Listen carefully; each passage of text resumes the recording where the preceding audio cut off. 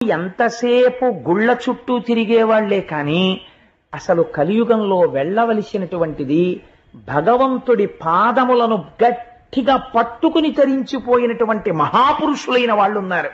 ఒక రమణ మహర్షి, ఒక రామకృష్ణ పరమహంస, అటువంటి మహాపురుషులు వెళ్ళిపోవచ్చు, కానీ వాళ్ళు తిరుగాడిన ఆశ్రమాలు ఉన్నాయి.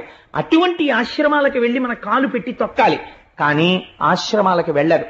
అటువంటి ఆశ్రమాలకు వెళ్ళి కాళ్ళు పెట్టాలి. అటువంటి మహాపురుషుల యొక్క మూర్తుల్ని సేవించాలి, కానీ అక్కడికి వెళ్ళరు. వెళ్లకుండా హీనమైనటువంటి భక్తితో కోర్కెలు తీరడానికి ఎవరిని పట్టుకుంటే సులువుగా తీరుతాయి, ఇదే ప్రశ్న అడుగుతారు. ఈశ్వరుడు యందు భేదం చూస్తారు. ఈ మూర్తిని పట్టుకుంటే కోరిక తీరుతుంది, ఈ మూర్తిని పూజించాలని ఆ మూర్తికి తెలిస్తే కోపం వస్తుందేమో అంటాడు, కానీ ఒక్క మూర్తియే ఇలా ఉందని తెలుసుకోరు. ఈశ్వరుడు యందు భేదబుద్ధి గోచరిస్తుంది.